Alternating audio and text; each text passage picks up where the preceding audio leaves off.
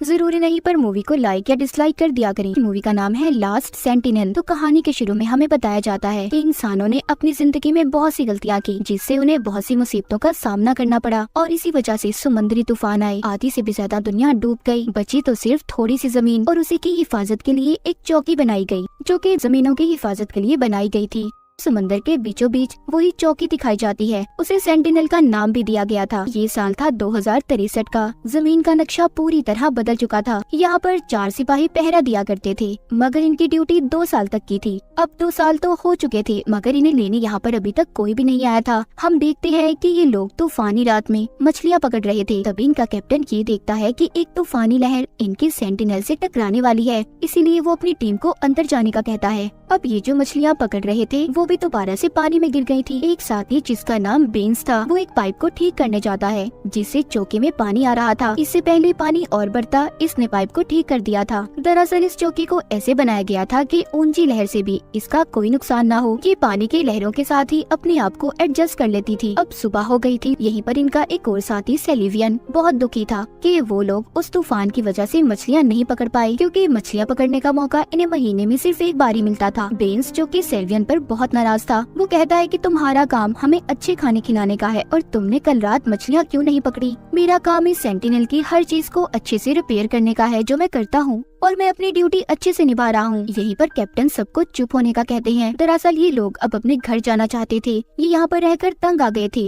जो टीम इनकी जमीन से इनको यहाँ पर लेने आने वाली थी, वो अभी तक नहीं आई थी। सेलिवियन जो कि हर दिन एक रिकॉर्ड बनाता था, वो ऐसा जब से कर रहा था जब से वो यहाँ पर आया था। वो ये सारा रिकॉर्ड बनाकर अपनी बेस को भेजा करता था। कैप्टन जो कि सेंटिनल की छत पर घूम रहे थे, वहाँ पर वो एक इशारे को देखते हैं जो कि सेलिवियन ने बनाया था, ताकि अगर कोई यहाँ पर आए तो वो उनकी मदद से इन तक पहुँच जाए। मगर कैप्टन को ये बात पसंद नहीं आती। वो उस कपड़े को हटाने का कहते हैं। तभी यहाँ पर सेलिवियन को दूरबीन में एक जहाज अपनी तरफ आता हुआ दिखाई देता है, जिसे देखकर वो बहुत खुश था। वो समझता है कि शायद ही वही जहाज है जो हमारी टीम ने हमें यहाँ पर लेने भेजा है। मगर कैप्टन को ऐसा नहीं लग रहा था। वो कहते हैं कि ये किसी दुश्मन की चाल भी हो सकती है, इसीलिए वो बेंस को बॉम्ब को एक्टिवेट करने का कहते हैं। और साथ ही इनकी एक और साथी जिसका नाम कैसिडी था, उसको रेडार पर सब कुछ चेक करने का कह रहे थे। दरअसल रेडार से ये पता करना चाहते थे कि ये जहाज आखिर किस तरफ से आया था। अब वहाँ पर बेंस गन्स चलाने के लिए तैयार था, मगर कैप्टन उसे रोक देते हैं और सेलिवियन से ये कहते हैं कि तुम्हें छोटी कश्ती लेकर उस बड़े जहाज तक जाना होगा और देखना होगा कि वो हमारी मदद के लिए है या फिर किसी दुश्मन का है।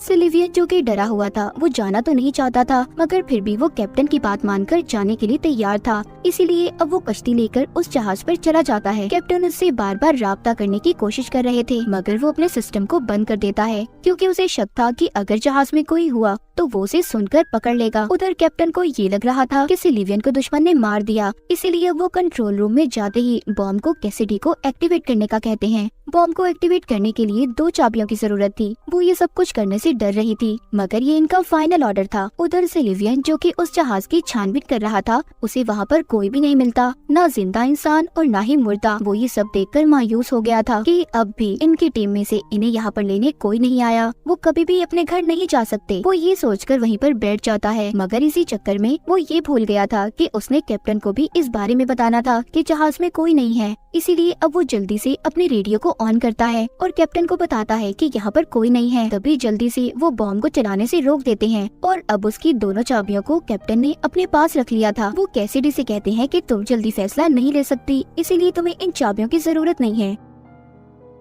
अब सेलिवियन उस जहाज को लेकर अपनी चौकी तक ले आया था। बेंस भी उस जहाज की जांच करता है, जिससे पता चलता है कि जहाज पिछले कई महीनों से बंद पड़ा है। ये जहाज भेजा तो इन्हीं लोगों के लिए गया था, मगर इन्हें ये पता करना था कि आखिर जहाज में लोगों के साथ हुआ क्या था जो यहाँ पर इस जहाज को लेकर आए थे। बेंस कहता है कि मैं इस जहाज को ठीक कर सकता हूँ, मगर कैप्टन उन्हें मना कर देते हैं और ये कहते हैं कि नहीं, हम इसके साथ कुछ नहीं कर सकते और न ही बेस पर बता सकते हैं जब तक हम खुद अच्छे से इसकी छानबीन न कर लें। ये सभी कैप्टन के सख्त असूलों से तंग आ गए थे, क्योंकि अब ये किसी भी कीमत पर वापस घर जाना चाहते थे। सेलिवियन जब कैप्टन के पास दोनों चाबियों को देखता है तो उसे और भी ज्यादा गुस्सा आ गया था, क्योंकि अब इस चौकी का सारा इख्तियार कैप्टन के पास था। उधर कैप्टन जहाज के बारे में सारी लोकेशन को पता करते हैं कि ये यहाँ पर कहाँ से आया था। सेलिवियन भी जहाज के बारे में बिना बताए बेस को खबर कर देता है और ये बात जाकर वो कैसिडी को भी बताता है कि मैंने सब बातों का बेस को बता दिया है। उधर बेंस भी आ गया था, जिसने इनकी बातों को सुन लिया था। उसे भी भी पता चल जाता है। अब इन सारी बातों का आकर बेंस कैप्टन को बताता है। तभी वही इन्फॉर्मेशन इन्हें वापस मिली थी जो कि कल रात बेंस ने बेस को भेजी थी। इसका मतलब 1 साल से इनका अपनी बेस से कोई राब्ता नहीं था। जो मैसेज इन्हें बार बार मिला करते थे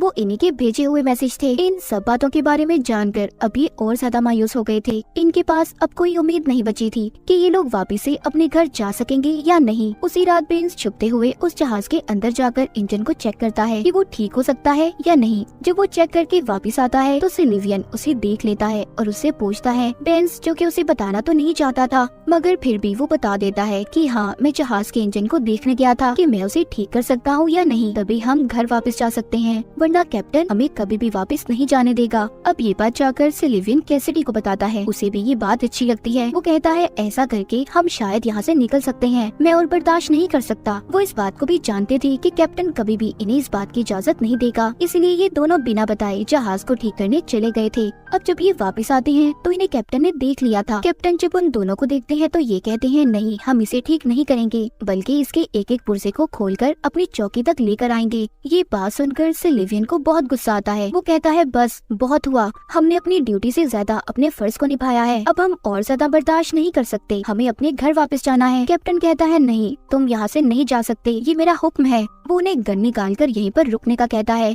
उधर कैसिडी जो कैप्टन के साथ रहकर यहीं पर खुश थी मगर फिर भी वो इन दोनों के लिए कैप्टन से बात करने चाहती है कि वो इन्हें यहाँ से जाने दी। वो कहती है कि तुमने पहले भी अपनी जिद बहुत से सिपाहियों को खोया है तो तुम ये गलती दोबारा मत करो, उन्हें जाने दो। कैप्टन कैसिडी की बात को सुनकर ये फैसला करते हैं कि हम में से 2 यहीं चौकी पर रहेंगे और 2 जा सकते हैं। बेंस तो ये सुनकर खुश था मगर सिलिवियन खुश नहीं था क्योंकि वो कैसिडी को भी अपने साथ लेकर जाना चाहता था। वो कैसिडी से कहता है कि तुम कैप्टन से कहो कि मैं भी जाना चाहती हूँ, मगर वो कहती है नहीं, तुम जाओ, मैं यहाँ पर बहुत खुश हूँ। जब बेंस और सिलिवियन ने अपनी सारी तैयारी कर ली थी उसी रात कैप्टन उन्हें एक लेटर भी देता है जो कि जाकर उन्हें बेस पर देना होगा। अब जब सुबह होती है तो हर तरफ खतरे की घंटियाँ बजना शुरू हो गई थी। कैप्टन उन्हें छत पर बुलाकर जल्दी से बॉम्ब को एक्टिवेट करने का कहते हैं। वो कहते हैं दुश्मन का एक जहाज हमारी तरफ बढ़ रहा है, लेकिन वहाँ पर सिलिवियन को इस बात का अंदाजा हो गया था कि ये जहाज उनकी बेस से उन्हें यहाँ पर लेने आया है। अब वो कैप्टन की इस बात को मानने के लिए तैयार नहीं था कि वो बॉम्ब को एक्टिवेट कर दे। यहीं पर कैप्टन उसे गन दिखाकर उस जहाज को भी तबाह करवा देता है। सिलिवियन और बेंस की उम्मीदें टूट गई थी। तभी पीछे से कैसिडी आती है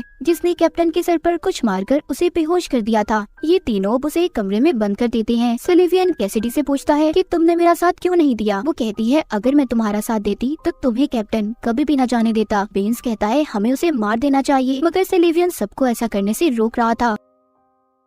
सिलिवियन कैप्टन से मिलने जाता है और उससे पूछता है जब हमारे दरमियान में ये बात तय हुई थी कि हम में से 2 लोग यहाँ पर रहेंगे और 2 वापस चले जाएंगे तो तुमने अपना इरादा क्यों बदला। वो कहता है ये जहाज हमें लेने 3 महीने पहले भी आया था मगर किसी ने रेडार से रास्ता बदल दिया। हम लोगों के बीच में कोई गद्दार छुपा हुआ है जो चाहता है कि वो यहीं पर रहकर हर चीज पर कब्जा कर ले और जो हमारी जमीन है उस पर बॉम्ब गिराकर उसे तबाह कर दे। सिलिवियन कहता है अच्छा, अगर तुम सब बातों को जानते थे तो तुमने मुझे पहले क्यों नहीं बताया। इतना कहकर वो वहाँ से दोबारा से उसे बंद करके चला जाता है क्योंकि उसे कैप्टन की बातों पर यकीन नहीं था। जिसके बाद सिलिवियन अब सारा दिन बेस से मदद मंगवाने की कोशिश में लगा रहता है पर कोई फायदा नहीं था। यहीं पर कैसिडी उसे अपने बचपन की तस्वीर भी दिखाती है और ये बताती है कि जब दुनिया डूबी नहीं थी तो मैं अपनी फैमिली के साथ समुद्र पर आई थी, लेकिन दुश्मनों ने मेरी सारी फैमिली को मार दिया और बस मैं अकेली बची हूँ। ये सुनकर सिलिवियन को बहुत दुख होता है। रात को कैसिडी जब अपनी ड्यूटी कर रही थी तो उसके पास बेंस आता है जो नशे में था। वो उसे बदतमीजी करने की कोशिश कर रहा था। कैसिडी खुद को छुड़वाकर सिलिवियन के पास जाती है। बाद में इन दोनों को पता चलता है दरअसल बेंस कैसिडी के पास बॉम्ब को एक्टिवेट करने की चाबी लेने आया था। बेंस रेडियो से बेस पर ये मैसेज भेज देता है जो काम वो करने आए थे वो पूरा हो चुका है, इसीलिए उन्हें वापस बुला लिया जाए। सिलिवियन और कैसिडी जल्दी से कंट्रोल रूम की तरफ बढ़ते हैं।